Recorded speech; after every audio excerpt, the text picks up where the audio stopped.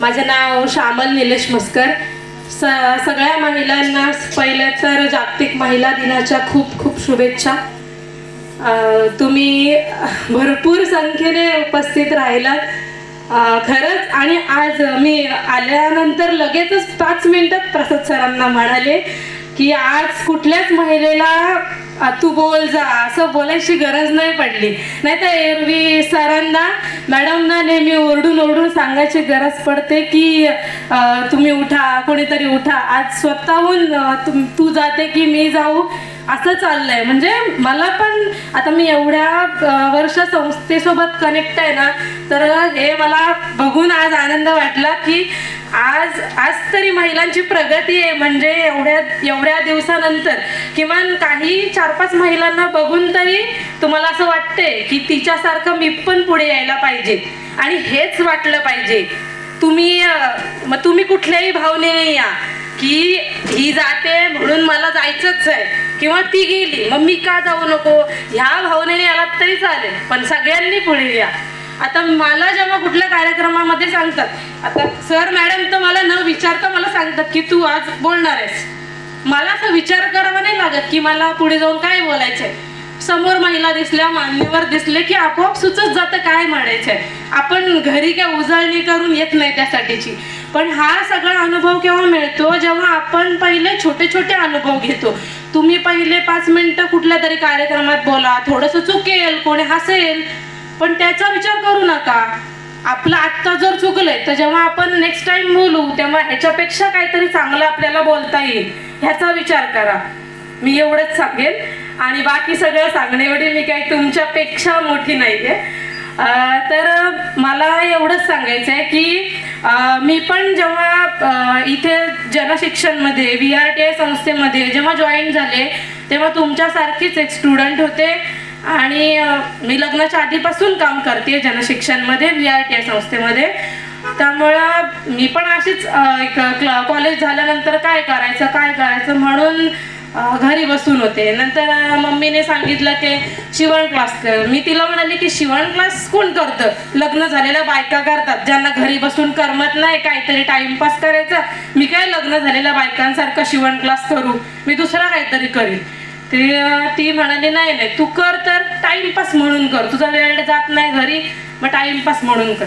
Timepass म्हणून सीमा गुदळे मॅडमकडे पहिले private class घ्यायच्या तेव्हा सुरू केला होता.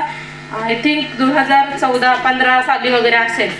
त्याच्यानंतर म्हणजे मला तेव्हा मशीन पण येत नव्हती. 4-5 दिवस गेले जवळजवळ मला मशीन शिकायला. वैतागून ठरवलं होतं की नाही आता सोडायचं, नाही जमतच नाही मशीन तर काय पुढे करूच शकत नाही. पण नाही, नंतर ठरवलं की जमेल असं करून शिकले. त्याच्यानंतर परत 1.5 वर्षाचा गॅप पडला, परत सगळं विसरले, काहीच करायचं नाही. परत भान मॅडम कडून कॉल आला, त्यांच्यासोबत कनेक्ट झाले. पुन्हा शिवण क्लासची संधी मिळाली, फॅशन डिझायनिंग, बॅग मेकिंग सगळं करत राहिले. त्याच्यानंतर भान मॅडम म्हणाल्या जर तुला एवढा एक्सपिरियन्स आहे आणि तुझी आता आवड पण निर्माण झाली तर तू जनशिक्षणमध्ये जॉईन का नाही होत, टीचर म्हणून काम कर.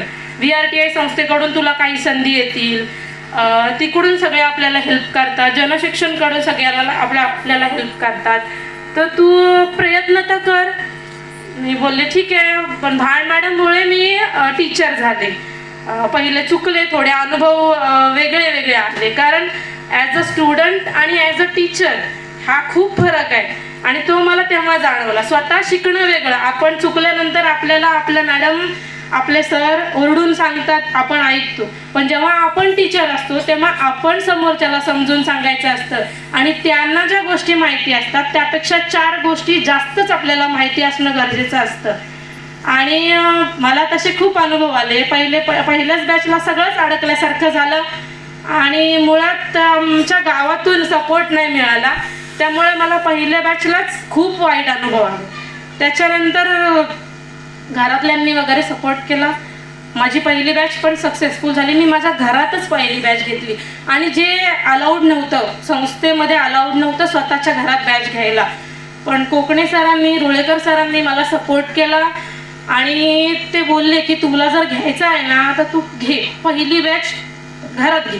मी घरातच बॅच माझी सुरू केली. त्याच्यानंतर माझ्या बॅचेस लागत गेला की मला थांबण्याची वेळच आली नाही. आणि आत्ता थांबावं लागलं कारण मला माझ्या प्रेग्नेन्सीमुळे ट्रॅव्हलिंग अलाउड नव्हतं.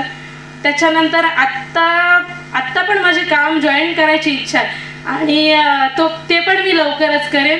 घरात थोडा प्रॉब्लेम असल्यामुळे मला बाहेर जाता येत नाही आहे, पण माझ्या आता 9वीच्या क्लासमुळे पण माझ्या मिस्टरांनी मला खूप मदत केली. आणि खरंच मी एक सांगू इच्छिते की आपण मला माहिती आहे इथे आता ही वेळ नाही आहे सांगण्याची, पण आपण जेव्हा लग्न करून येतो ना, लग्न करताना एक महिला तोच विचार करते की आपण फक्त आपल्या नवऱ्याच्या जीवावर त्या घरात जाणार आहोत, तिथं आपल्या कोणी ओळखीचं नसतं आणि तोच नवरा चांगला असणं गरजेचं असतं, बाकी आपल्या नातेवाईकांशी घेणं देणं नसतं. आणि खरंच मी नशिबान आहे की म्हणजे ते इथे ऐकायला नसले तरी पण मला माझ्या मिस्टरांचा खरंच खूप सपोर्ट आहे सगळ्या बाबतीत. आणि आता 9वीच्या क्लासमध्ये पण जेव्हा मी येत होते तेव्हा ते घरी मुलीला सांभाळत होते. इथं रोहात आल्यानंतर पण ते रोहात घेऊन तिला फिरत असायचे आणि मला म्हणायचे तू क्लास कर. जेव्हा एक्झामची वेळ होती तेव्हा त्यांनी जॉबला सुट्टी घेऊन मला म्हणाले तू एक्झामला जा, मी तिला सांभाळतो, ती तुला त्रास देईल एक्झाम. तेच मला म्हणायचं आहे की जर आपल्या घरातून आपल्याला सपोर्ट असेल तर एक महिला काहीही करू शकते. आणि मी जर इथे असेल तर ते माझ्या टीचरमुळे, सगळ्या माझ्या टीचर्समुळे, मग सीमा मॅडम असू देत, भान मॅडम असू देत, सारिका मॅडम असू देत, अनिता मॅडम असू देत, सगळ्यांनी नेहमीच मला प्रत्येक वेळी सपोर्ट केला आहे. आणि सगळ्यात जास्त सपोर्ट खास करून माझ्या मिस्टरांचा. अजूनही आत्ता मी 9वीचा क्लास लावला त्याच्यानंतर मला 1-2 कॉल पण आले माझ्या जुन्या क्लासमधून. ते म्हणाले की मॅडम तुम्ही का बॅच सुरू करत नाही 9वीची.